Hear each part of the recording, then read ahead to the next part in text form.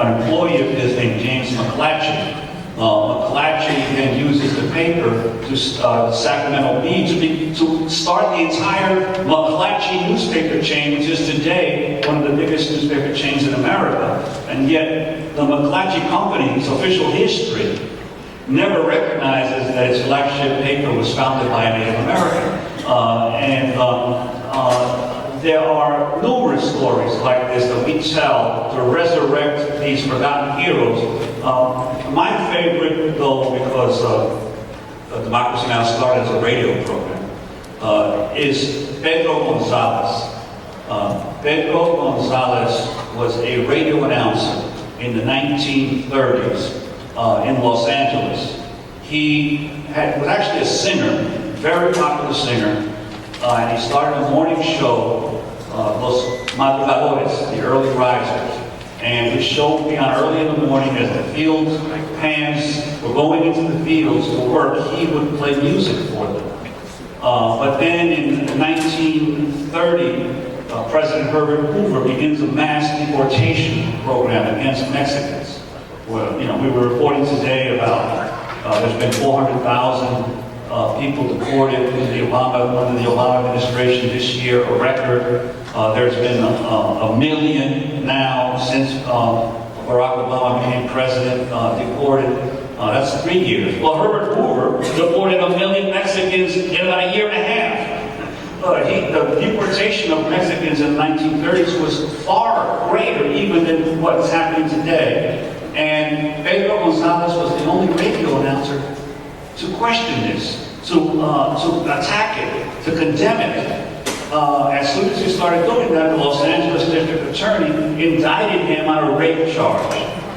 Right? They convicted him, sentenced him to 1 to 50 years in San Quentin prison, where he immediately, as soon as he got to San Quentin, organized a hunger strike of all the inmates against the conditions in San Quentin. And then a few years later, the woman who had accused him of rape recanted her testimony, confessed that the authorities had put her up to it so that Pedro Gonzalez could be framed. He had to be released in 1940 from prison, but he was immediately deported to Mexico, where he remained for the next 30, 40 years as a radio announcer in Tijuana, having been expelled from the United States and jailed falsely for daring to question the government's mass deportation program. Where is the education of young journalists about the example of Pedro Gonzalez, or Ida B. Wells, or John Rolland Ridge, or Ovita Vidal, or Frederick Douglass, or I could go on and on, all of these great heroes who stood up, whose papers were burned down, who were jailed. Ricardo Flores Magón, a Mexican journalist throughout the Southwest, was jailed 3 times by the federal government, the last time on espionage charges, and thrown in jail in Leavenworth prison, where he died, because the U.S. government wanted to quash his newspaper because he was constantly condemning the Porfirio Diaz government in Mexico, and the U.S. government was currying favor with Porfirio Diaz. So all of these journalists who stood for a free press, Jose Marti, Sun Yat-sen, the founder of modern China, edited newspapers in Hawaii and then in San Francisco. But who knows about these folks? Where do you hear about them? Where do you learn about these examples of journalism and selfless attempts to educate people and bring greater consciousness to the public? Joe, who are some of the people who inspired you or who you were surprised to learn about? For me, the person I wish I would have met is a guy named Wayne Wright. He started an organization in the late 60s called Black Efforts for Southern Television. He lived in Washington, D.C. He was about 38 years old when he started his organization. He worked with a local church as an organizer. He understood right away that it was after the WWT case that I discussed, where there was an actual chance to open up our media system and challenge licenses. He worked, him and about 15, 16 other African American groups in D.C. filed a license challenge against the station, the station owned by the Washington paper the other day, the Washington Post, and he understood that there were structural issues that needed to be addressed, and he started to work with other public interest groups to organize African American groups across the country to file license challenges. And what's really interesting about this, and Ruben Salazar, Ruben Salazar addressed that there was also, I really like about Ruben Salazar, he addressed the Black Latino tension that existed in the late 1960s. He went abroad. He was a columnist. But he worked as a Latin American correspondent, and he was kind of a little bit out of touch with what was going on in the Chicano movement. And when he comes back, he writes beautifully about it. He actually becomes the news director for KNEX, the Univision station in Los Angeles, and he starts addressing racial tension in the community. He organized a conference, a national Chicano media conference at the Plaza Hotel, where they tried to get mainstream press to understand that the problems that's going on in the Chicano movement and how devastating it is. We have this beautiful passage in there. It's really heart-wrenching when he describes what is the practical impact of coverage in the Latino community. So getting back to William Wright, so while he was organizing the African American, the other thing that was interesting, we talked about that book, the Department of Justice actually had a program in 1964 was created, the Community Relations Service. And the idea was try to heal the racial tension that's going on in our society. And the former head of the NAB, he was very sympathetic to issues of race, was the head of it. He tried to get mainstream news organizations to say, we can join the 60s, we have to integrate our newsroom. This is really a terrible thing what's happening. We have to integrate. NAB, the National Association of Broadcasters. When mainstream media really didn't do that, he took another route. He decided that he was going to help train local groups how to basically file license challenges. So here is a government agency training the public, citizens groups, how to file challenges against your own broadcast stations. And the Latino groups really worked with this agency very closely because they hired a few important Latino figures in there that were really connected to the community, came out of the Hispanic community. And they got dismantled that particular aspect of the program when Nixon came in. But literally in San Antonio, in Denver, in all these cities across the country, these Latino groups are working with the Community Relations Service of the Department of Justice to learn how to file license challenges. So I think those are some of the things that really that no one knows about. Honestly, it's not ancient history. It is the person who headed the Community Relations Service that actually dealt with the community just recently died a few years ago. So those are just things. Medgar Evers ended up on a TV station in Jackson, Mississippi. Can you describe how the station came into community hands and then what happened? Well, there was a constant battle, obviously, in the South over who was going to report the news as the civil rights movement was expanding and developing. And because African Americans, not only African Americans, but every time, not only those in the South, but every time a civil rights organization or an African American leader was on the network news, a lot of times the local southern stations would just preempt the news. They wouldn't even allow it to be shown in their local stations, the affiliates of the big networks. So many African American leaders they couldn't get on television. And what ended up happening as a result of enormous pressure brought by the Justice Department, at a certain point, one of the stations was forced to allow Medgar Evers, under the Fairness Doctrine, to get on television and to be able to rebut some of the local authorities on key issues of what was happening with the civil rights movement. And Medgar Evers' appearance was really his death warrant because he had such a powerful appeal that the station was inundated by angry whites who were saying, why was he allowed on television? And it was only, what was it, 2 weeks later? About 2 or 3 weeks later. 2 or 3 weeks later that he was assassinated. Because before that, people had heard his name, but very few people knew what he looked like. Within a couple of weeks of appearing on television for the first time, talking about civil rights, that's when he was assassinated. Yeah, his friends were wondering, they were concerned about this. And, you know, like Juan said, no one really saw him, and they hear how intelligent he was. It really, you know, like Juan said, really a lot of people believe that was the reason why ultimately he was killed. Take this to today, Joe, the issues that you work on at Free Press, the issue of the FCC and what it has been doing under the Bush era and under President Obama.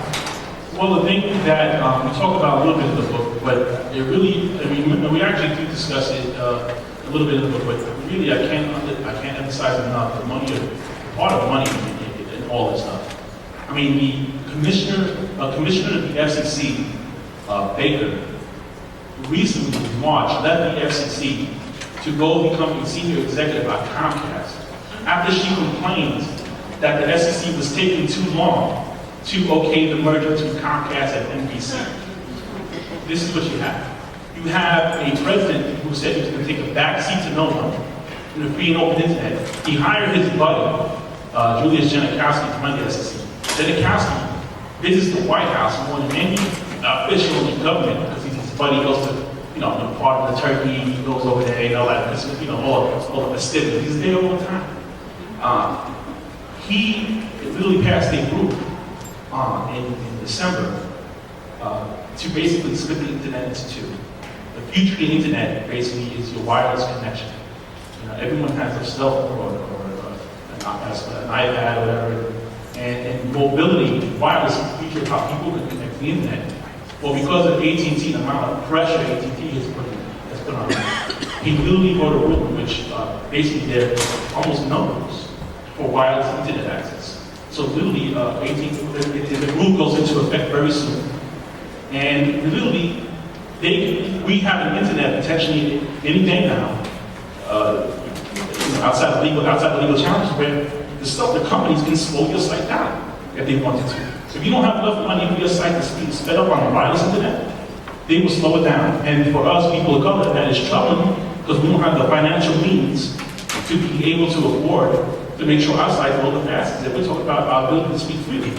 And so we have, so under Obama, it's been a huge disappointment. This chairman has been, you know, a disaster, you know, and actually the chairman before him, the Republican of the SEC, was actually better. He actually punished Comcast for violating the principle of open internet. He went against his party, he was a Democrat. So it's a real mess in DC, and I'll tell you, we need you guys to speak up and to be a part of this. This cannot happen. Money is unbelievable.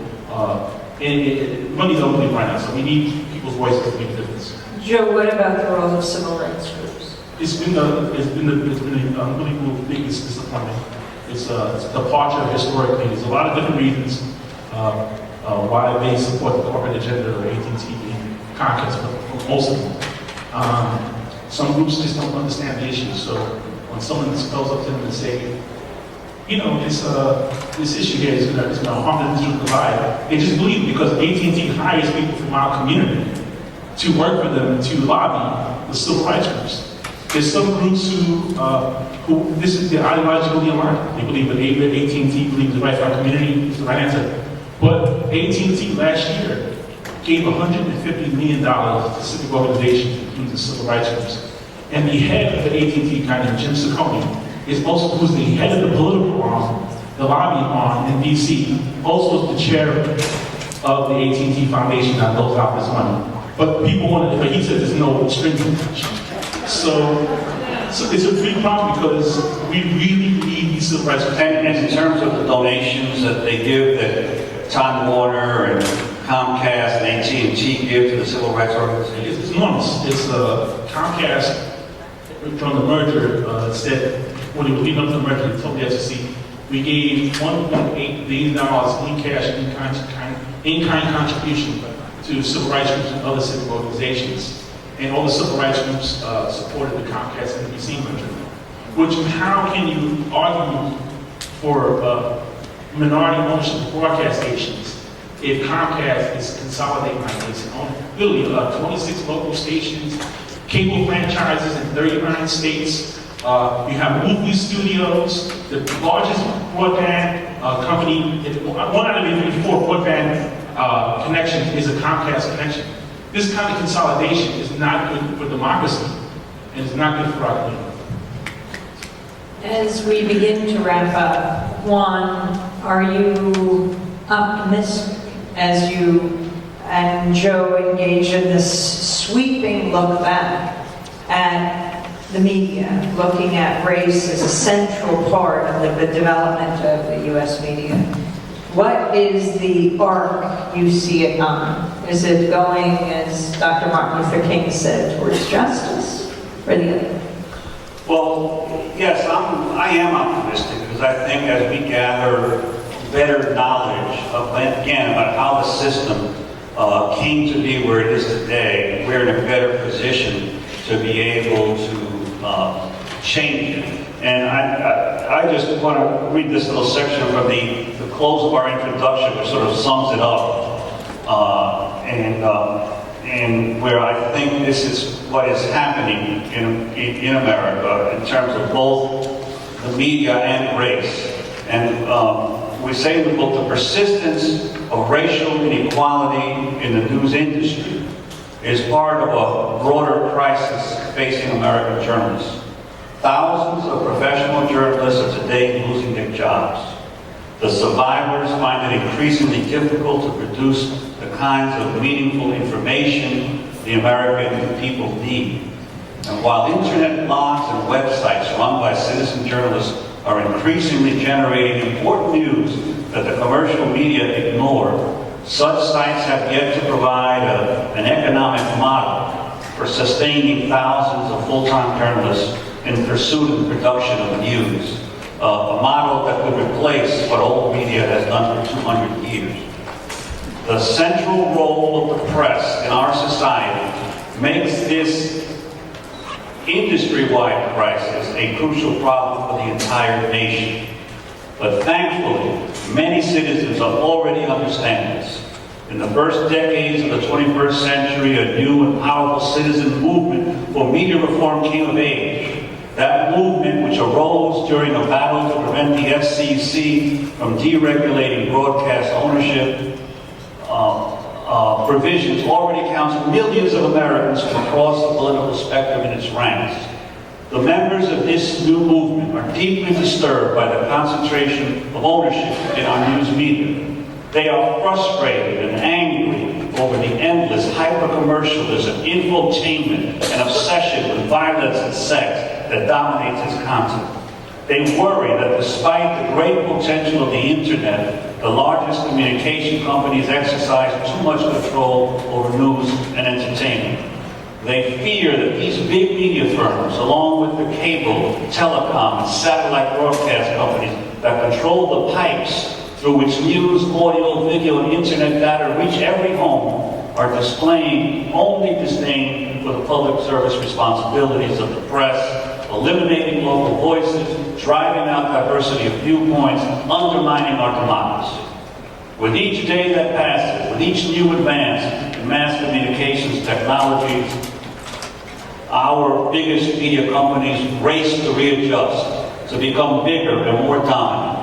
Only by clearly grasping the main conflicts and choices that shape our current media system can ordinary citizens successfully unite with the concerned journalists and the workers within the system to bring about meaningful reform. The second democratic revolution of the U.S. media has already begun.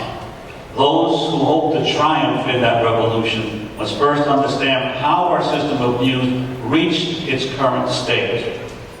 And I think that's the key thing. Once you understand the problem, you can come up with the solutions. But if you don't really have a grasp of how we got into the mess, it's hard to figure out how to get out of it. And I think that's already begun. People are beginning to figure out that media is so powerful in shaping public opinion, that unless we level the playing field in the system of news in America, we're not going to be able to advance in any other. Because, interestingly, the mass media in America developed into a mass media in the 1830s, just around the time that voting rights were being expanded just from property owners to the mass of the property-less. As workers in the 1830s, white workers began to get the franchise, the elite of the country were worried that one person, one vote is a dangerous thing, because the majority might not vote the way you want.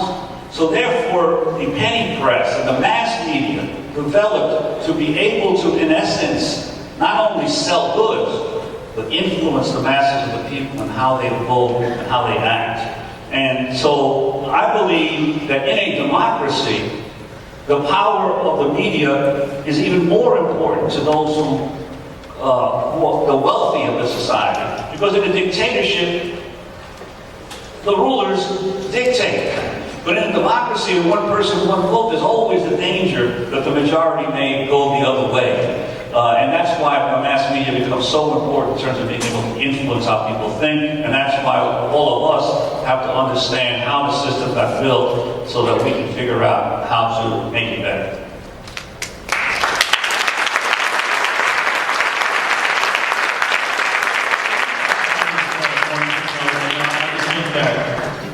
Something has to give. We talk about that we're concerned that the future media may be a de facto apartheid media system. We can't have a country where the majority of the country are people of color, yet we do not control the mass dissemination of our own image. That's not a democracy.